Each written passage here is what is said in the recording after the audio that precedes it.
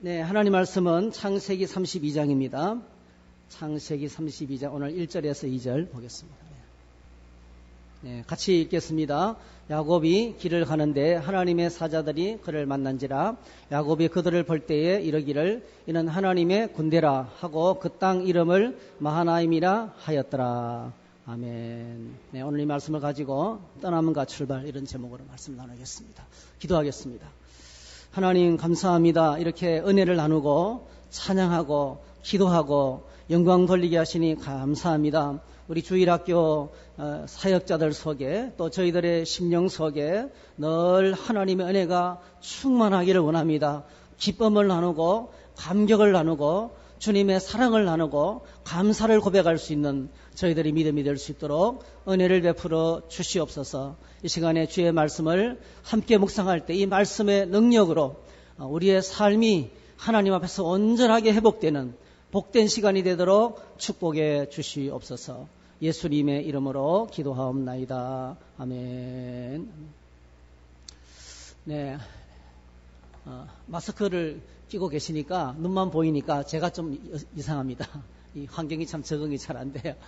그런데 마스크 끼고 계셔도 이쁩니다. 네, 멋있습니다. 야곱의 생애에서 놀라운 축복은 떠남을 통해서 찾아봤어요. 사실 떠나는 것이 어렵습니다. 야곱의 떠남은 우리가 지금까지 말씀 묵상을 통해서 쭉 이렇게 살펴보고 있지만은 제일 먼저 아버지 이삭의 집을 떠나는 데서부터 시작이 되었습니다. 떠나고 싶지는 않았어요. 그런데 에서가 자신을 죽이고 싶도록 분노했고 아버지가 세상을 떠나면 너 죽이겠다. 그렇게 속에 있는 이야기가 밖으로 들릴 정도로 에서의 마음속에 있는 분노가 다른 사람에게 들릴 정도로 이건 감당하기 어려웠어요. 그래서 야곱은 그냥 어쩔 수 없이 도망치듯이 삼촌 라반의 집으로 피신했습니다. 가는 길에 광야에서 하룻밤을 지내면서 그는 하나님을 만납니다. 비록 자신의 잘못된 삶을 때문에 홀로 도망가야 했지만은 하나님은 그와 함께 동행하셨습니다. 그리고 베델에서 그를 만나 주셨습니다. 이런 기독교는 윤리 종교가 아닙니다. 기독교는 윤리의 도덕 종교가 아닙니다. 기독교는 오히려 인과 응보의 종교도 아닙니다, 여러분. 기독교 신앙이 오늘 우리가 믿는 신앙 속에 흐르는 어마어마하게 큰 강물은요, 은혜의 강물입니다. 그래서 여러분 지난주에 우리가 함께 생각했던 그 말씀의 내용이 기억나시죠? 그 사기꾼, 그리고 세상에서 가장 불쌍하고 가장 초라하고 가장 비참하고 버려진 야곱, 그 광야 한가운데서 버림당해서 죽을 수밖에 없는 그곳에 놀라운 것은 주님이 그와 함께 계셨다는 거예요. 이뻐서 함께 계신 것도 아니에요. 능력이 많아서 함께 계신 것도 아니에요. 그가 공로를 많이 세웠기 때문에 함께 계신 것도 아니에요. 자격이 있는 것도 아니에요. 그가 출신이 좋고 신분이 탁월하기 때문에 그런 것도 아니었어요. 100% 하나님 은혜였습니다. 그래서 우리가 예수 믿을 때 편안하게 믿으셔야 돼요. 야, 이것도 해야 되고 저것도 해야 되고 야, 이렇게도 살아야 되고 저렇게도 살아야 되고. 물론 거룩하신 주님을 알고 믿음으로 살면 우리가 거룩해지고 도덕을 넘어서 더 도덕적이 되죠. 정말 세상이 따라올 수 없는, 흉내낼 수 없는 그 삶을 살아갈 수가 있어요. 근데 중요한 것은 기독교는 100% 주님의 은혜의 종교라는 겁니다. 야곱이 받은 은혜는 아버지 집을 떠나면서 이렇게 베델에서 하나님을 만나는, 아버지 집을 떠나서 홀로 그 루스 광야에서 하나님을 만나면서 은혜가 시작이 되었습니다. 두 번째로는 라반의 집을 떠나는 것이었어요. 여러분, 라반이 야곱을 20년 동안 붙잡고 있었어요. 아기를 낳고 이제는 떠나야 되겠다고, 이제는 당신을 위한 업무 공부를 다 마쳤다고, 결혼하기 위해서 결혼지 자금을 지불하기 위해서 정말 고생을 해서 떠나려고 했지만 또 붙잡았어요. 그리고 품삯을 정해주고 열심히 성실하게 일을 했습니다. 그런데 여러분, 이 야곱의 노동력을, 야곱을 통해 주시는 하나님의 복을 라반은 놓지 않았어요. 그래서 20년 동안 봉사했습니다. 그런데 여러분, 사위에게 이 라반은 베풀 줄을 몰랐고 여러 번 임금을 어기면서 한두 번이 아니죠. 10번이나 임금을 품삯을 속이면서 그게 얼마나 힘들게 인정사정 없이 살았던지 모르겠어요. 이 라반의 모습이 전형적인 세상입니다. 여러분, 하나님께서 이 아브라함을 이 갈대아 우르 땅과 이 하란에서 떠나게 했던 근본적인 목적이 그쪽 지역의 사람들의 삶의 특성이 세상입니다. 세상. 전형적인 세상의 모습입니다. 여러분, 오늘도 우리에게는 가장 큰 세상 욕구가 뭡니까? 우리 안에 있는 큰 욕구 가운데 하나가 물질에 대한 욕구입니다. 물질에 대한 욕구. 우리 세상 속에서 우리를 붙잡고 있는 큰 세 가지 욕구. 이 돈과 쾌락과 그 다음에 힘입니다. 힘, 권력입니다. 돈과 쾌락과 권력. 이것보다 무서운 게 없어요. 이 세상에 무서운 욕구. 이 세상에 가득한 가장 무서운 힘이 만모니즘입니다. 물질 우상주의입니다. 왜 그럴까요? 여러분, 하나님을 떠나고 은혜가 없으면, 하나님을 떠나서 하나님의 은혜 밖에 살면 믿을 수 있는 것은 그것밖에 없는 거예요. 하나님 은혜 밖에 있으면 믿을 수 있는 것은 그것밖에 없는 거예요. 여러분, 야곱은 떠날 때 지팡이 하나하고 기름병 하나만 가지고 떠났어요. 근데 놀랍게도 하나님이 그와 함께 계셨어요. 은혜 안에 살면 하나님의 지키심과 하나님의 보호와 하나님의 공급하심 속에 이스라엘 백성이 광야를 40년 동안 지나면서도 그 발이 부릅터지 않고 그 옷이 헤어지지 않고 그 모든 양식과 그의 삶의 필요를 채워주시면서 동행해 주셨어요. 하나님 안에 풍성한 모든 것이 있어요. 근데 하나님을 떠나면 자기 인생이 믿을 수 있는 것이 그것밖에 없는 거예요. 이 세상 것밖에 없어요. 그것밖에 믿을 수 있는 것이 없어요. 그거라도 있어야 안심이 되는 거예요. 그래서 이런 물질에 대한 욕심이 있는 곳에는 결코 평안이 있을 수 없습니다. 여러분. 돈이 많으면 평안할 것 같죠? 물질에 대한 욕심이 있는 곳에는 절대로 평안함이 없습니다. 이 세상에 수많은 불행의 가장 밑바닥에 돈에 대한 욕심이 있어요.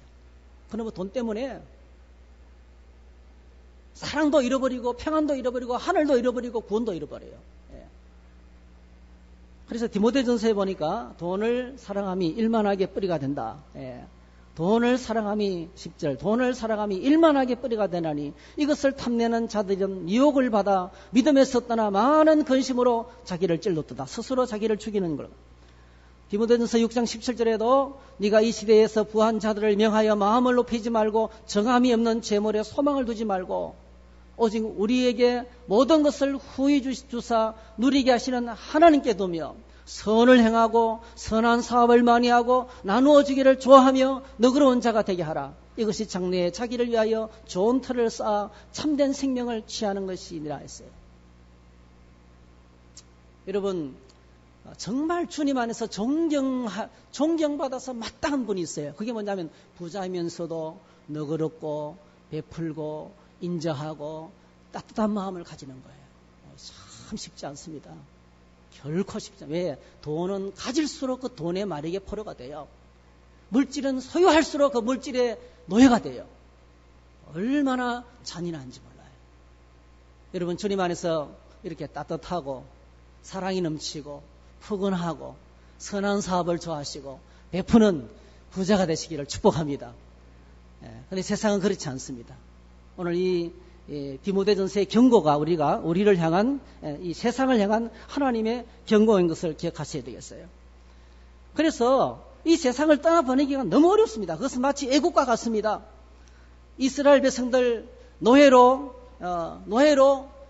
애굽에서 400년 이상 봉사했습니다.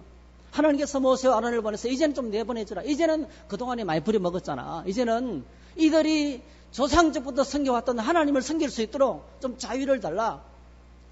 그렇게 간곡하고 경고하고 한두 번이 아니고요. 10번 이상이나 재앙을 일으키면서까지 말씀하셨음에도 불구하고요. 애굽은 어떻습니까? 그들을 놓아주지 않았어요. 맨 마지막에 장자들이 죽으니까 그들을 놓아주기는 놓아줬는데요. 안 놓아줬어요, 여러분. 모든 군대를 총동원해가지고 홍해 앞에 갇혀있는 좌우로 산맥이고요. 뒤로 가면 애굽이고요. 앞으로 가면 홍해예요. 딱 갇혔어요. 광야에서 갇혔다는 소식을 듣고 이런 군대를 동원해서 또 잡아오는 거예요. 그래서 홍해에서 몰살하잖아요. 이 세상에 대한 물질에 대한 무서운 집착 때문에 모든 애굽이 다 홍해 속에 수장되는 멸망하는 모습을 저희들이 보게 되었습니다. 세상 떠나보내기가 어렵습니다. 라반의 집을 떠나왔던 야곱도 애굽을 떠나왔던 이스라엘도 모두 스스로 힘으로는 불가능하겠습니다.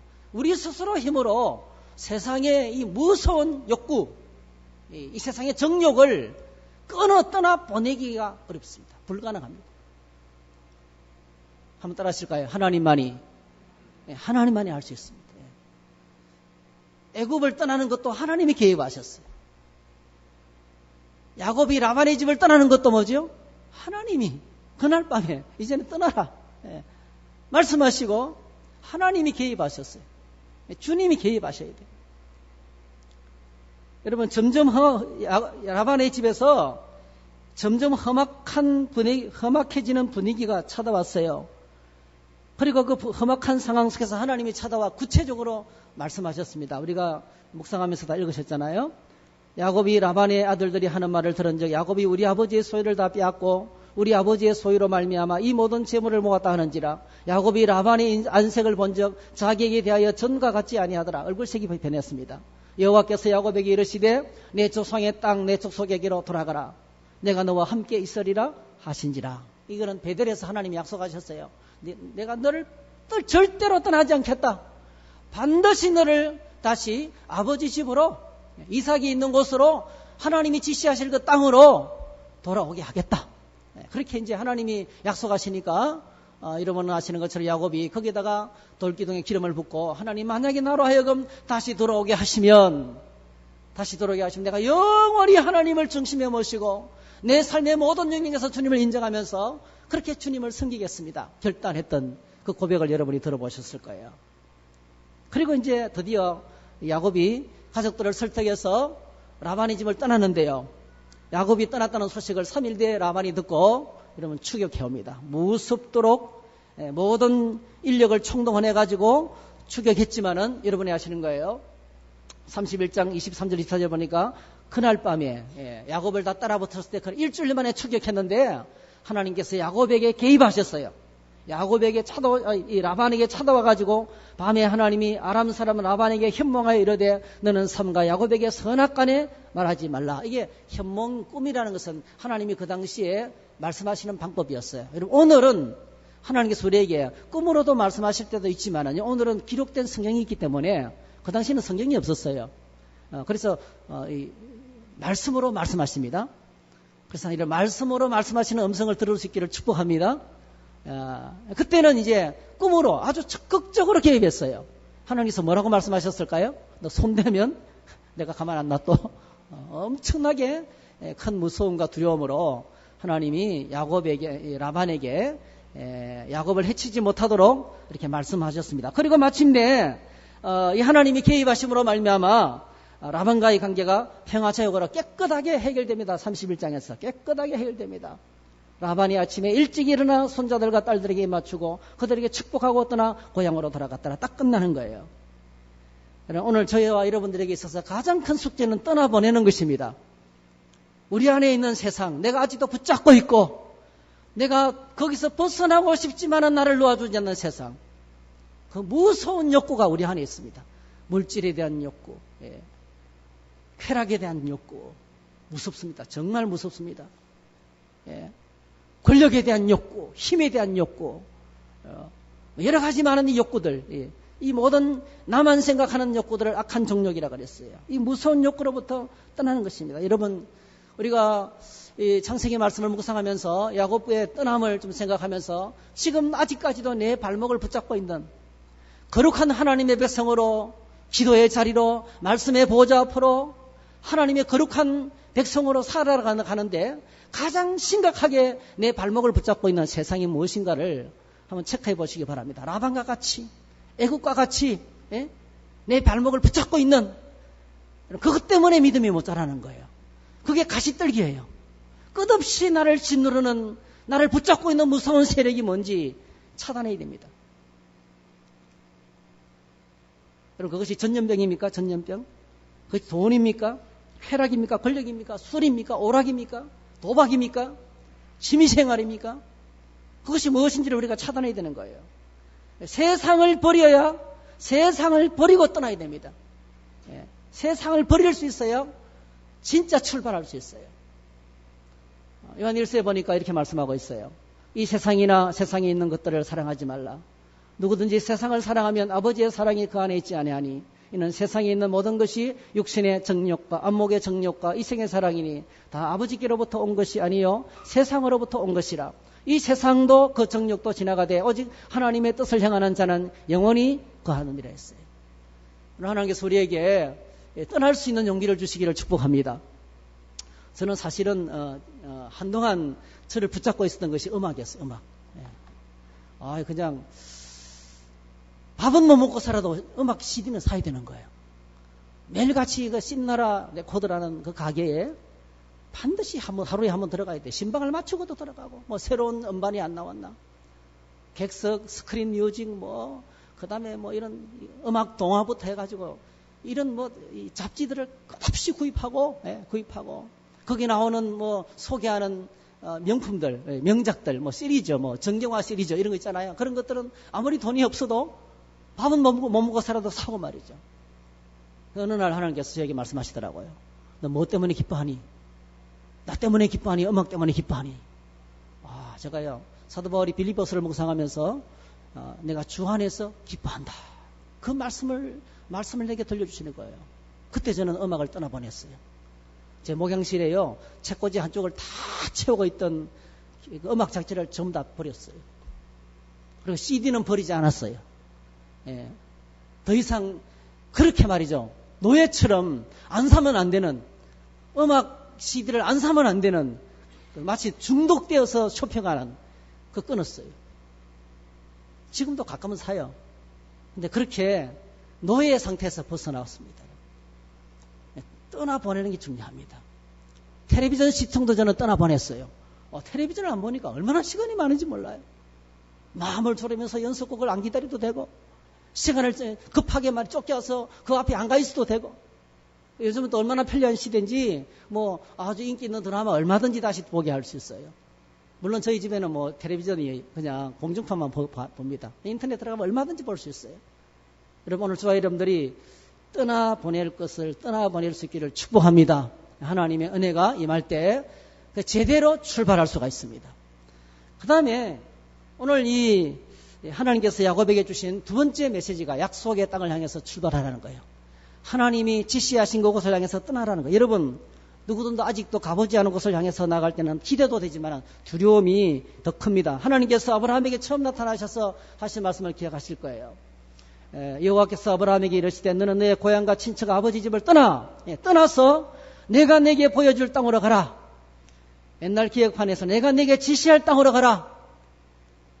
이건 앞으로 지시하겠다는 거예요. 일단 먼저 떠나라는 거예요. 떠나면 한 발짝 한 발짝씩 이끌어 가겠다는 거예요. 한 발짝 한 발짝씩 그 땅을 보여주겠다는 거예요. 조금씩 보여주겠다는 거예요. 여러분, 아브라함이 가나안 땅에 갔을 때 뭐가 보였습니까? 키 크고 장대한 가나안 족속들이 꽉 차지하고 사는데 얼마나 무서웠던지요. 눈을 실실 쪼개면서 변두리로 도망가면서 너무 무서워가지고 예배를 드렸어요. 무서워서 못 사는 세상이었어요. 그런데 하나님께서 나타나셔서 네가 보는 이 동서남북 땅을 내가 너와 내 자손에게 주겠다 말씀하셨어요.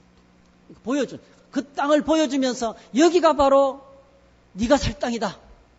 너의 자손들이 뿌리를 내고 살 땅이다. 그 땅을 지정해 주셨습니다. 여러분, 떠나서 보여줄 땅, 지시할 땅, 다른 땅은 안 되는 거예요. 내가 정하면 안 되는 거예요. 하나님이 지시하시는 그곳에서, 그 땅에서 그곳에서 있으라는 거예요. 한 번도 가보지 않은 곳을 향해서 살 길을 찾아서 떠나야 되는데 얼마나 힘들고 두려웠겠습니까? 야곱도 마찬가지였습니다. 밧단 아람을 라반의 집을 떠나는 일은 하나님이 도와주셔서 일단락되었어요. 창세기 32장 2장에서. 추격해오던 라반과의 평화지역을 맺음으로 일단락이 되었습니다. 그렇다고 문제가 다 해결된 것이 아니었어요. 야곱이 앞을 향해서 지금 앞으로 나가는 길에 엄청난 두려움이 기다리고 있었어요. 그것은 하나님이 돌아가라고 말씀하신 그 땅 안에 누가 살고 있었어요? 에서가 살고 있었습니다. 그 두려움의 순간에 하나님께서 먼저 야곱을 안심시키십니다. 그게 오늘 우리가 읽었던 본문의 말씀이에요. 야곱이 길을 가는데 하나님의 사자들이 그를 만난지라. 야곱이 그들을 볼 때에 이르기를 이는 하나님의 군대라 하고 그 땅 이름을 마하나임이라 하였더라 했어요. 두려움 가운데 에스를 향해서 나아가는데 얼마나 무서웠던지 엄청난 두려움 속에 시달리고 있었는데 하나님께서 먼저 하늘의 사자들을 보여준 거예요. 그와 함께 동행하는 하늘 군대를 보여줬어요. 이 군대의 이름이 마하나임. 그 군대를 봤던 곳이 마하나임인데 이런 마하나임이라는 것은요 두 진영의 군대입니다. 일개 소대 정도가 아니에요. 일개 대대 정도도 아니에요. 두 진영, 두 진영의 엄청난 군대를 본 거예요, 하나님께서. 여러분, 이게 하나님께서 오늘 저와 여러분들이 꼭 기억하셔야 되겠어요. 말씀 듣고 따라 움직이면 하나님의 천사들이 동행하시는 거예요. 말씀 듣고 따라 움직이고 하나님과 함께 동행하면 눈에 보이진 않아도 아무 증거 없어도 온 세상에 두려움이 가득한 것이랄지라도 하나님이 우리와 함께 계시는 줄로 믿습니다. 그 하늘 군대의 모습을 먼저 그래서 야곱은 두려워하지 말아야 돼요. 하나님께서 뭐라고 말씀해요? 두려워하지 마라. 내가 지금 너와 함께 있다. 하늘 군대가 너를 지키고 있다. 하늘 군대가 너를 지키고 있다. 이거 이제 주님께서 메시지로 들려주셨어요. 인도네시아 선교지에서 실제로 일어났던 일인데요. 선교 실화책에 보면 나와요. 이제 선교사님이 그곳에서 이제 사역을 하는데 어느 날 이제 본부에서 보낸 선교 후원비를 이제 가지러 와야 돼. 그래서 먼 도시까지 맨날 며칠을 걸어서 이제 그 도시에 가서 은행에서 돈을 인출해가 오는데 오다 보니까 이게 해가 넘어진 거예요. 야곱과 똑같이. 그래서 산 깊숙한 곳에서 두 사람이 그냥 간단한 텐트를 치고 누워서 잠을 잔 거예요. 날씨가 따뜻한 곳이기 때문에 뭐 얼마든지 야영은 뭐 별로 위험한 것이 못 됐어요. 그래서 그 다음에 이렇게 그래서 무사히 하룻밤 자고 원래 선교지로 왔어요. 돌아와서 이제 그 환자들을 진료하고 병원을 치료하는 일들을 해왔어요. 근데 어느 날 그 앞에 어떤 이상한 환자가 앉더니 나 당신 본 적 있다는 거예요. 그러니까 이 선교사님이 나 당신 본 적이 없는데 하니까요.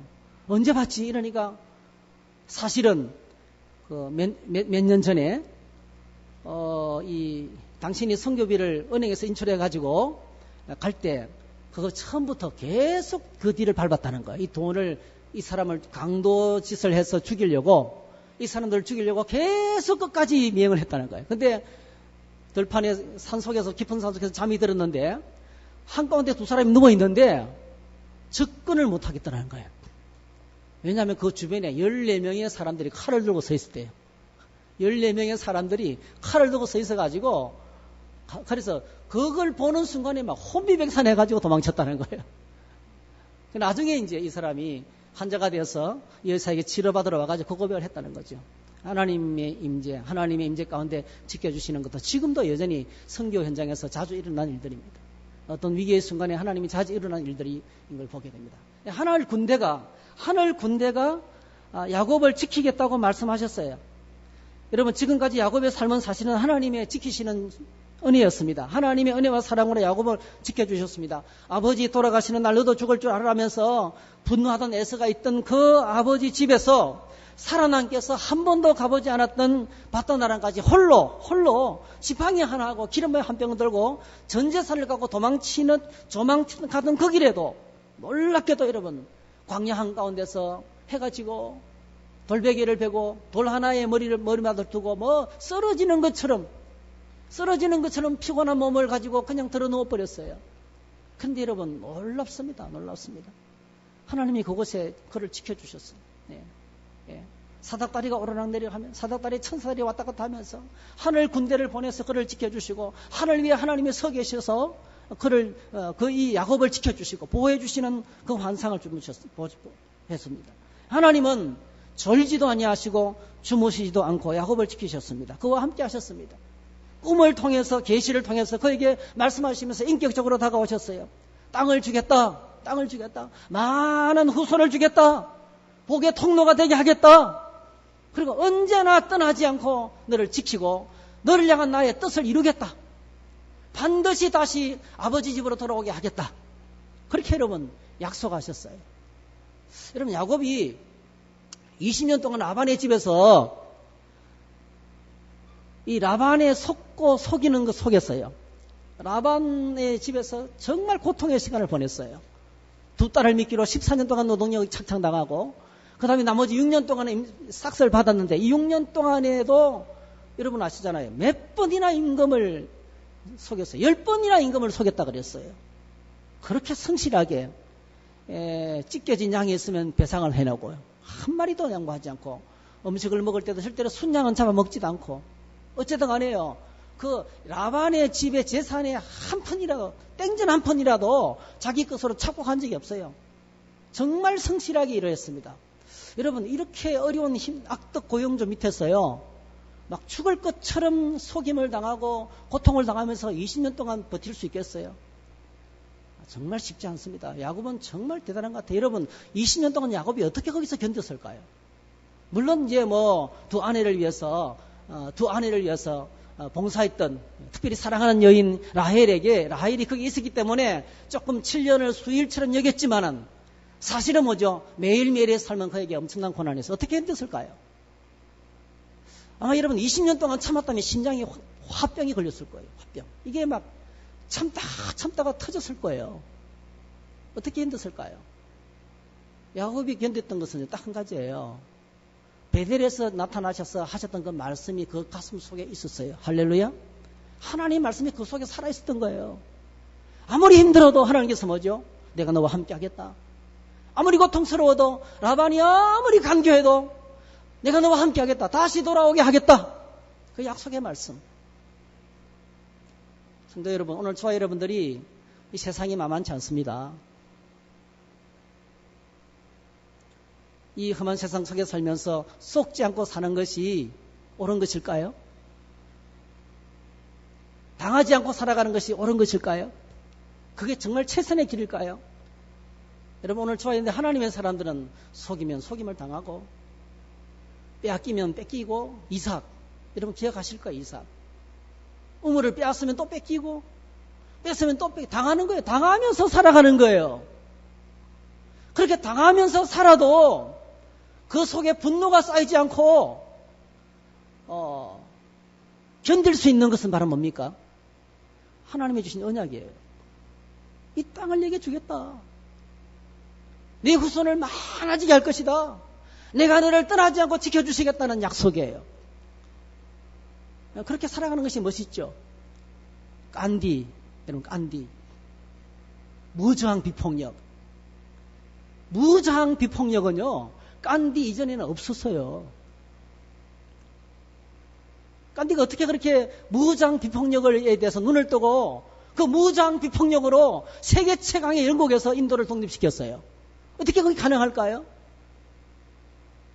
인도에서 영국 사람들이요 한꺼번에 약 1,500명 이상을 학살했어요. 그래도 무저항 비폭력이었어요. 그래도 무저항 비폭력. 총을 맞서서 같이 반격했다면 인도는 몰살당했을 거예요. 놀랍게도 그 무저항 비폭력을 어디서 발견했냐면 그 깐디의 책가방 속에 영국 왕실을 찾아갔을 때 염소 한 마리 끌고 깡마른 체구 45kg 깐디가 키 160에 깡마른 체구 완전히 바싹 말라서 45kg의 체중을 가지고 그 전기선을 타고 내렸을 때 영국 사람들이 깜짝 놀랐어요. 그 염소는 왜 끌고 간지 알아요? 거기서 나오는 젖을 짜먹었고 거기 자기 도시락을 갖고 간 거예요. 그 쇼한 게 아니고 진짜 그렇게 살았어요. 누더기 하나 걸치고. 그런데 그 깐디가 무장 비폭력으로 그 무서운 대영 제국의 그 바이킹 해적이잖아요. 해적. 바이킹과의 싸움에서 이길 수 있었던 것은 그 무장 비폭력이 어디서 나왔냐면은 놀랍게도 그가 읽었던 성경 말씀이었어요. 그래서 그 가방 속에 들어있던 딱 한 권의 책이 성경책이었어요. 일평생 성경책을 그 속에 넣고 들고 다녔어요. 깐디가 영국에서 유학을 할 때 그 성경 말씀에 예수님 말씀에 매료돼 가지고 영국 교회를 갔지만은 쫓겨났어요. 유색 인간이라 해서 쫓겨났습니다. 그래서 그 이후로는 다시는 교회는 안 나갔지만은 놀랍게도 주님의 모습, 예수 그리스도의 모습에서 무장 비폭력을 발견한 거예요. 예수님은 한 번도 폭력을 행사한 적이 없습니다. 한 번도 분노로 사역한 적이 없습니다.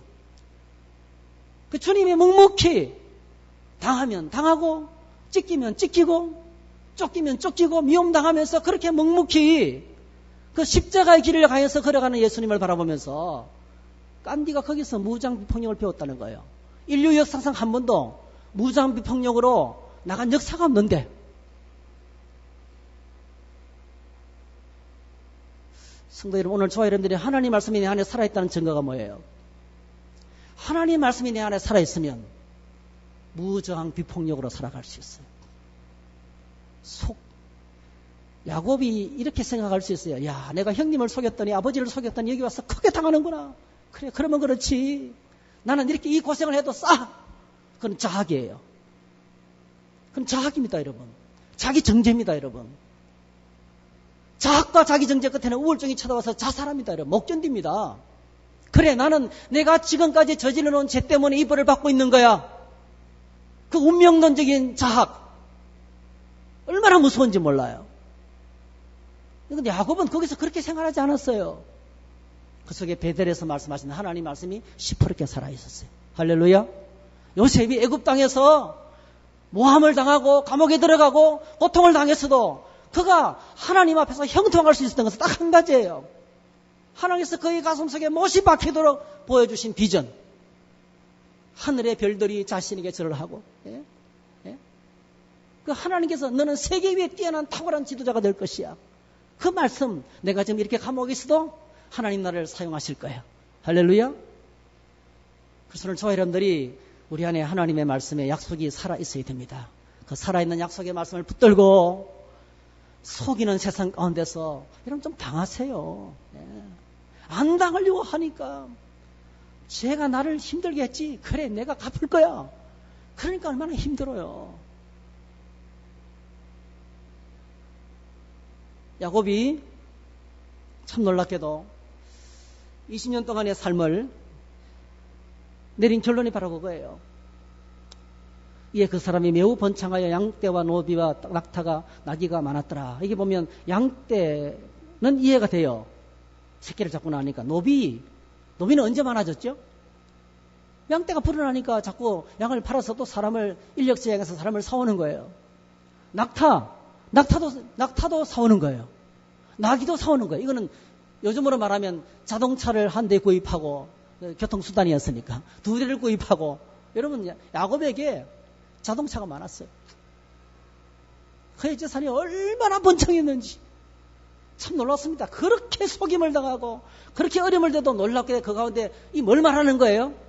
하나님의 지키시고 하나님의 복 주시고 하나님께서 은혜 주시는 것이 눈으로 야곱이 경험했던 거예요. 말씀 붙들고, 여러분 아무리 세상이 살기 어렵고 힘들어도요, 하나님 말씀 붙들고 속임을 당하는 것 같고 거꾸로 때림을 당하는 것 같고 고난을 당하는 것처럼 보이지만은 하나님이 복 주십니다. 하나님 반드시 지키시고 복 주십니다. 우리가 그렇게 막 애걸복걸하고 에너지를 소비하지 않아도 하나님이 그와 함께 하셔서 은혜를 주신다는 거예요. 창세기 31장 4절에서 9절, 이 야곱의 무서운 고백들, 이 고백들, 이제 라헬에게 가족들을 모아놓고 하는 고백의 내용이 뭡니까? 당신의 아버지가 나를 그렇게 못 잡아먹어서 안달을 그리고 그렇게 힘들겠지만 하나님이 내게 주시는 복을 막지 못했다. 맨 마지막에 표현이 재밌어요. 하나님이 이같이 그대들의 아버지의 가축을 빼앗아내게 주었느라. 빼앗아주는 것처럼 마치 신풍나무, 새로운 단풍, 단풍 풍자거든요. 새로운 단풍, 요즘으로 말하면 플라타나스 나무예요. 플라타나스 나무. 그 신풍나무가 알록달록 이제 껍데기를 벗겨나면 알록달록 하게 되는데요. 그걸 보고 양들이 있잖아요. 태어나는 양들이 다 알록달록한 것이 태어난다. 과학적인 근거가 하나도 없어요. 이게 뭐냐면 하나님이 복 주셨어요. 하나님이 그의 약속을 지키셨어요. 베델이 하나님이 야곱과 함께 하신 증거였어요. 하나님께서 계속 그를 지키면서 보살펴 주셨습니다. 31장 38절에 42절, 조약을 맺으면서도 야곱이 또 이야기합니다. 20년 동안 내 손자한테 내가 이렇게 성실하고 진실되게 게으르지 않고 얼마나 열심히 내가 당신을 섬겼는지 모른다. 여러분, 이게 말씀 가진 성도들의 삶의 모습이에요. 눈가리만 하는 것이 아니고요. 직장에서 정말 목숨을 다해서 최선을 다합니다. 하나님을 섬기는 것처럼 자신의 일에 감당을 하는 거죠. 그걸 라반이 봐서 알고 있어요. 너무 귀한 인력이에요. 보내고 싶지 않는 거예요. 근데 놀랍게도 42절에 우리 아버지의 하나님, 아브라함의 하나님 곧 이삭의 경계하는 이가 나와 함께 계시지 아니하였더라면, 한번 따르실까요? 하나님께서 나와 함께 하신다. 하나님이 나와 함께 하셔서 이렇게 하나님께서 나에게 은혜를 주셨습니다라고 믿음의 고백을 하고 있는 거예요. 하나님이 함께 하셨습니다. 자, 이 모든 고백들 속에 야곱의 믿음 뭡니까? 하나님이, 베델의 하나님이 나와 함께 하신 20년이었다는 거예요. 실제로는 어떻습니까? 비참하게 속임을 당하는 시간이었어요. 근데 믿음의 눈을 뜨면, 믿음으로 고백하니까 하나님이 나와 함께 하셔서 은혜 베푸는 시간이었어요. 한번 고백하실까요? 지금까지 나와 함께 하신 하나님, 앞으로도 함께 하실 겁니다. 이게 진짜 믿음이죠. 네, 여러분, 오늘 본문에서 에스를 향해 나가는 야곱은 완전히 달랐어요. 자기와 함께 동행하고 있는 하늘 군대도 못 깨겠습니다. 하나님이 하늘 군대를 보여주면서, 야, 걱정하지 마라. 에서가 군사를 이끌고 와도 걱정하지 마라. 나는 두 진영의 군대가 너와 함께한다. 할렐루야. 아무리 거대한 두려움의 세력이 몰아온다 할지라도 두려워하지 말라. 놀라지 말라. 강하고 담대하라. 하나님 말씀하셨어요. 네, 여러분, 사람은 항상 새로운 상황에 약합니다. 새로운 상황을 만나면 약한 거예요. 우리 학생들이 학생 시절에는 뜨겁게 믿다가도요, 대학교라는 새로운 상황을 만나고, 직장이라는 새로운 상황을 만나고, 여러분 뜨겁게 믿던 하나님의 사람들이 결혼하고 새로운 직장에 들어가면 그 믿음이 맥을 못 쳐요. 기도 생활도 하지 않아요. 그냥 그 삶에 찌들어서요, 그냥 피곤해서 쩔쩔매요. 어찌할 줄을 몰라요. 야, 인생이 이렇게 피곤한 줄 몰랐다 이러면서 쩔쩔매는 거예요. 오늘 저와 여러분들이 그렇습니다. 우리에게는 다가오는 새로운 상황이 항상 우리를 두렵게 합니다. 에서가 400명의 군사를 이끌고 온다는 소식을 들으면서 야곱의 마음이 물같이 녹아내렸습니다. 야곱의 물. 자, 한번 같이 읽어보겠습니다. 시작. 사자들이 야곱에게 돌아와 이르되 우리가 주인의 형 에서에게 이른즉 그가 400명을 거느리고 주인을 만나려고 오더이다. 야곱이 심히 두렵고 답답하여 자기와 함께 한 동행자와 양과 소와 낙타를 두 떼로 나누고 이르되 에서가 와서 한 떼를 치면 남은 한 떼는 피하리라 하고. 거기서 그치지 않습니다. 그러나 하나님께 나가서 기도도 해봅니다. 얼마나 간절하게 기도하는지 몰라요. 기도를 끝내고 평안이 안 찾아와요. 기도를 끝내도 평안이 안 찾아와요. 그래서 또 뭡니까? 에서에게 이제는 선물 보따리를 보내기 시작합니다. 자신의 재산을 두 떼로 딱 나눠가지고요, 앞에 엄청나게 많은 재산을 먼저 보내고요. 야, 이게 뭐냐 하면은, 우리 주인 야곱께서 우리 형님께 보내드리는 선물입니다. 그 선물의 규모가 양 수백 마리, 소 수백 마리 이래요. 어마어마한 규모를 보냅니다. 그러면서 마음을 누구뜨리려고, 에서의 마음을 누구뜨리고 자기가 갖고 있는 모든 수단을 동원해요. 그 두 떼, 또 그 다음에 또 이게 뭐냐니까 또 선물입니다. 그리고 한밤중이 됐는데, 여러분, 이 요단강을 건너면 가나안 땅이에요. 요단강 야복이라는 것은 요단강 지류의 한 나루터입니다. 나루터. 지금은 그곳이 너무너무 아름다운 항구가 돼 있어요. 지명 이름도 그렇게 바꿨어요. 아름다운 항구라는 이름으로 바뀌었어요. 그 야복 나루터에서 가족들은 다 건너보냅니다. 가족들은 다 건너보내고 자기는 못 건너는 거예요. 뭐 때문에요? 에서가 무서운 거예요. 참 이게 우리의 믿음입니다, 여러분. 우리가 믿음 있다 하면서도요, 코로나에 급습하여 우리가 두려워 떠는 거예요. 얼마나 무서운지 몰라요. 이게 벌벌 떱니다, 여러분. 대한민국 전체가 떨고 있어요. 우리가 믿음 있다 하시면서 새로운 국민을 맞으면 두려운 거예요. 오늘 우리가 새로운 삶을 향해서 출발하지 못하는 이유가 거룩한 하나님의 백성으로 하나님의 지시를 따라서 앞을 향해 나가다가 새로운 도전 앞에 주저앉습니다. 신앙생활이 그곳 단계를 뛰어넘어야 돼요. 신앙생활이 업그레이드가 돼야 돼요. 날마다 성장하고 발전해야 돼요. 근데 딱 머물러 있어요. 이 야복 나루터를 못 건너는 거예요. 무엇 때문에 못 건너고 있습니까, 여러분? 두려움 때문이에요. 네. 말씀대로 살면 죽습니다, 목사님. 말씀대로 살면 죽습니다. 죽음에 대한 두려움이 있는 거예요, 죽음. 저 에서를 무시하고 가면은 죽습니다. 하나님께서 그렇게 은혜를 베풀어 주셨음에도 불구하고 지난날의 그 은혜를 새까맣게 잊어버리는 거예요. 심히 두렵고 답답한 것을 막을 수 없는 거예요. 근데 야곱이 야복 나루터에서 홀로 남습니다. 홀로 남습니다. 여러분, 오늘 우리에게 뭐가 무서운지 한번 체크해 보세요. 전염병이 무섭습니까? 전쟁이 무섭습니까? 가난하게 되는 게 무섭습니까? 질병이 무섭습니까? 오늘 저와 여러분들에게 다가오는 그 두려움이 뭔지 한번 체크해 보세요. 뭐가 무서운지 체크해 보세요. 저는 우리 목사님들 만나서, 우리 목사님들도 지금 이제 내일 원래 기도회를 해야 돼요. 근데 목사님 한 분이 연락이 왔어요. 이런 상황에서 모일 수가 있겠습니까? 했어요. 속으로는 우리라도 모여서 기도해야지요. 이렇게 하려다가 그 목사님 믿음이 별로 안 좋은 것 같아서 믿음이 약한 사람에게 맞춰줘야죠. 그래서 그럼 모이지 맙시다 했더니 저는 끝까지 동의를 안 했어요. 맨 마지막에 다들 세 가정이 다 동의를 하더라고. 그래서 제가 저도 동의합니다라고 꼬리를 내리면서 했더니 얼마나 기뻐하는지. 여러분, 목사님들이 모이면 뭐가 제일 걱정인지 아세요? 노후가 그렇게 걱정이 되는가 봐요, 노후가.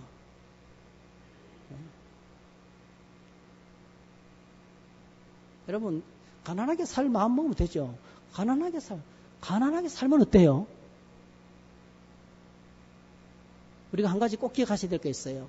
우리가 어떤 모습으로 살든지 간에 우리는 다 죽습니다. 다 죽어요. 죽음이 다가오고 있어요. 그거는요, 아무리 노후가 잘 보장돼도 옵니다. 죽음의 시간이 다가오고 있어요.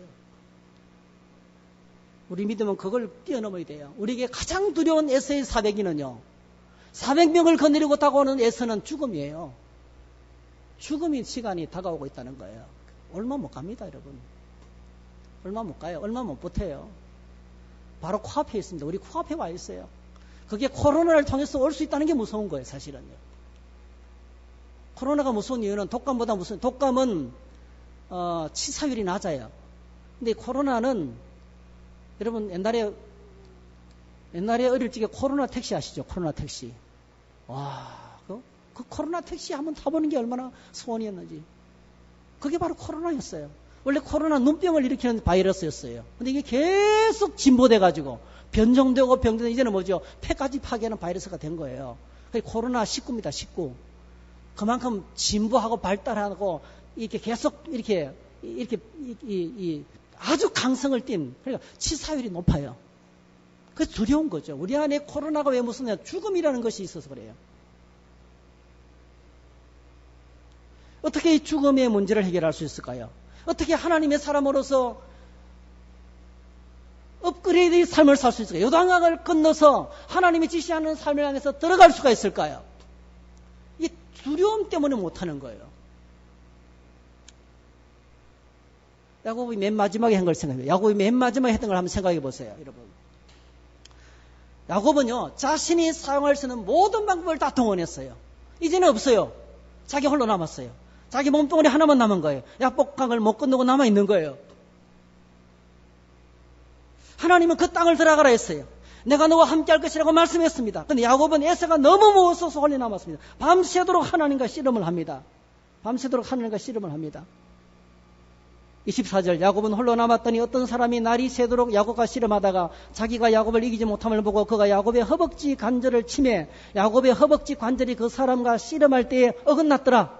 자, 여러분, 이게 씨름이라는 단어가요, 히브리 원문이 이게 먼지를 일으킬 정도로 하는 결투입니다. 결투. 이게 씨름이라는 단어의 근원이 먼지를 일으킨다는, 먼지를. 얼마나 그냥 엎치락 뒤치락 싸움을 했던지, 그러니까 목숨 건 싸움을 했던 거예요. 그냥 단순한 레슬링이 아니에요. 레슬링이나 그런데 그게 아니고요. 원문에서는요, 먼지가 하얗게 일어날 정도로 하는 격렬한 싸움을 이야기해요. 야곱이 목숨을 걸었어요. 근데 야곱이요, 씨름을 하다가 딱 깨달았어요. 깨달았어요. 그게 뭐냐면 자기가 씨름해야 될 제대로 된 대상을 만났다는 거예요.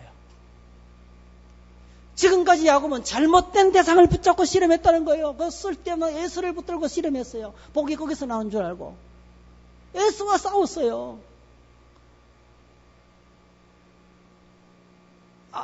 라반과 싸웠어요. 라반이 자기가 싸워야 될 씨름의 대상으로 생각했어요. 재산을 붙들고 씨름했어요. 재산을 붙들고 삶의 전 가정에 그래 그놈의 돈이다 돈. 이 재산을 움켜쥐기 위해서 그게 목숨 걸고 씨름을 해왔던 거예요. 여러분, 오늘 이 땅에 많은 사람들이 잘못된 대상을 붙들고 씨름하고 있어요. 씨름, 흙탕물을 튀기면서 뽀얀 먼지를 일으키면서 악이 다툼을 하고 있다는 거예요. 근데 여러분, 야곱이 홀로 딱 남아서 씨름을 하다 보니까, 누가 싸우다 보니까 아마 처음에는 이렇게 했겠죠. 혼자 남았는데 몇 놈이 오더니 자기에게 다가오는 거예요. 여러분, 누구예요? 에서가 보낸 자객인 줄 착각했을 거예요. 붙들고 싸움을 하는 거죠. 왜? 거기 살아남아야 되니까. 그런데 싸움을 하다 보니까 깨닫는 거예요. 그게 누구예요? 그 누구라는 그게 누굽니까, 여러분? 자기가 붙들고 싸우는 게 누구였습니까? 나중에 고백하잖아요. 내가 하나님과 얼굴을 만났다고. 하나님이라는 걸, 하나님의 사자인 것을 깨닫게 된 거예요. 여러분, 오늘 저와 여러분들이 꼭 기억하시면 좋겠습니다. 우리가 정말 붙잡고 늘어져야 될 분은 하나님이에요. 우리가 정말 붙잡고 씨름해야 될 대상은 에서도 아니고 라반도 아니고 돈도 아니고 양떼도 아니고 소떼도 아니라는 거예요. 그거 여러분 있잖아요. 결정적인 순간에 나에게 아무 도움이 안 돼요. 아무리 선물을 보냈지만 내 마음에 평안이 없어요. 내 마음의 두려움을 쫓아내주지 못했습니다. 그 엄청난 재산을 그 20년 동안 목숨 걸고 붙들고 씨름했던 그 재물들이 야곱에게 평안을 주지 못했어요. 다 떠나보냈지만은 그게 해결해 주지 않았어요. 여러분, 인생의 궁극적인 문제, 무서운 죽음이 내게 다가올 때 내가 갖고 있는 명예나 권력이나 이 모든 것들이, 세상 것들이 나에게 평안을 주실 것 같아요? 아무 힘이 없습니다. 아무 능력이 없습니다. 하나님과 씨름하셔야 돼요. 하나님을 붙잡아야 돼요. 그래서 씨름을 하다 보니까 누군지 알았어요. 그래서 이제는 안 놓치는 거예요. 결사적으로 야곱이 씨름의 원인은 안 놓치려고 이제는 당신이 내 인생을 책임져 주세요. 할렐루야. 당신이 내 삶을 지켜주세요. 당신이 약속하신 말씀대로 이루어주세요. 밤새도록 붙잡고 안 늘어지는 거예요. 새벽이 되니까 나로 가게 하라. 그 당시에 하나의 징크스입니다, 여러분. 나로 가게 하라. 해가 떠오르면 이상하게 자기 얼굴이 드러나고 영이니까 그런 거 아니에요. 어쨌든 간에 떠나야 될 때가 됐고 이제는 싸움을 그만둘 때가 됐어요. 근데 야곱이 안 놓치는 거예요. 결국 뭐지? 야곱이 뭘 얻어냅니까? 이름 하나 얻어냅니다. 그죠? 네 이름은 지금부터는 야곱이 아니고 이스라엘이다. 하나님과 교류어 이겼다. 네가 이겼다. 네가 이겼다. 여러분, 주님과의 씨름에서 승리하시기를 축복합니다. 결국 어떻게 됐습니까, 여러분? 어떻게 됐어요? 이 버니엘에서 어떤 일이 벌어졌습니까? 야곱이 뭘 얻었나요? 그의 이 환도뼈가, 이 엉덩이뼈가 아웃 오브 조인트 됐어요. 위골됐어요. 걸음도 못 걷는 사람이 됐어요. 얼마나 격렬하게 씨름을 했던지, 뼈가 위골될 정도로 몸이 망가졌어요. 야곱이 그날 밤에 그 나루터를 지나고 난 다음에 야곱에게 남은 것은 인간적으로는요, 이전에 에서 앞에 도망갈 수조차 없는, 엉금엉금 기어갈 수 있는 밖에 없는, 쩔뚝쩔뚝 절면서 걸음도 잘 못 걷는 존재가 됐다는 거예요. 비참하게 되었습니다, 여러분. 근데 여러분, 그 야복 나루터에서 그 영적인 사건을 경험한 야곱은 완전히 달라졌습니다. 어떻게 해석합니까? 해석을 이렇게 해석한 거죠. 창세기 32장 30절. 그러므로 야곱이 그곳 이름을 브니엘이라 하였으니 그가 이르기를 내가 하나님과 대면하여 보았으나 내 생명이 보존되었다 함이더라 했어요. 여러분, 야곱은 어떻게 해석합니까? 베델에서 만났던 하나님을 이제는 더 깊이 만났다는 거예요. 여러분, 버니엘이라는 것은 버니 얼굴입니다. 얼굴. 엘 하나님. 하나님의 얼굴을 봤다는 거예요. 하나님의 얼굴을 봤다는 거예요. 하나님의 얼굴을 보고도 내가 살아남았다는 거예요. 베델에서의 간격은 저리 가라예요.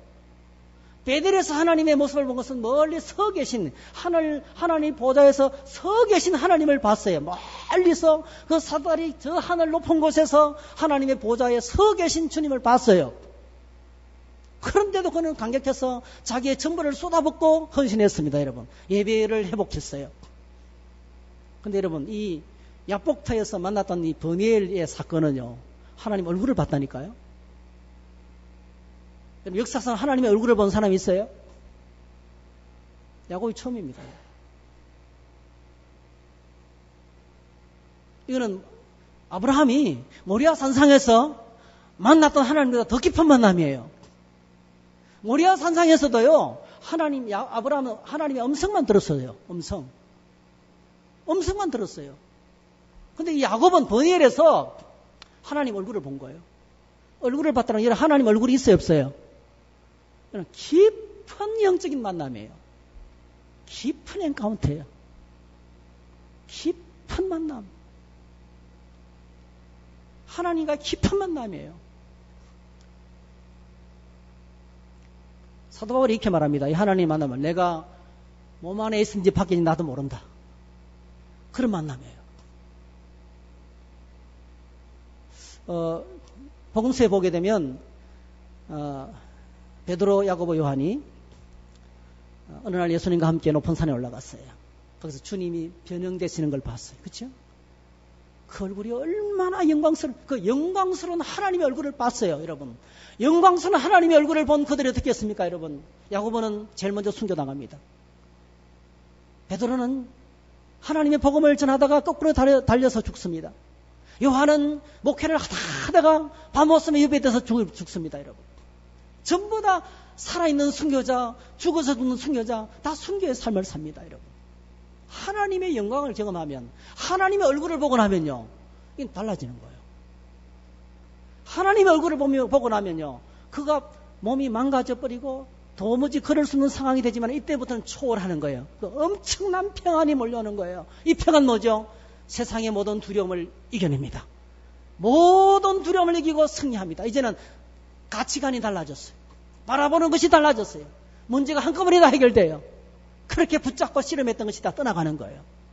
그리고 뭐죠? 에서를 만납니다. 몇 번째랍니까? 7번째랍니다. 그게 가능해요? 얼마나 이 야곱의 모습을 보고 에서가 감동을 합니다. 끌어안고 펑펑 웁니다. 선물 하나도 안 받았어요. 야, 내한테 이거 필요 없다. 하나님께서 얼마나 멋있게 해피엔딩으로 끌어가는지 모르겠어요. 그래서 오늘 저와 여러분들이 진짜 멋진 신앙생활을 하기를 원하십니까? 떠나보내야 돼요. 그 다음에 뭐예요? 하나님을 만나야 돼요. 주님을 제대로 만나야 약속의 땅으로 들어갈 수 있어요. 주님을 제대로 깊이 만나야 제대로 하나님과 함께 행복한 삶을 살아갈 수 있어요. 하나님 우리에게 원하시는 가장 큰 것이 이겁니다, 여러분.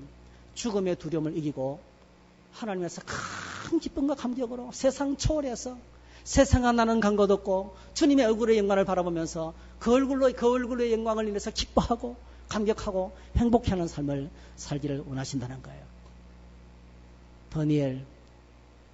버니엘이 있어야 진짜 믿음의 삶을 출발하게 된다는 거예요. 여러분, 주님 안에서 진정한 신앙의 삶으로 출발되기를 주의 이름으로 축복합니다. 할렐루야.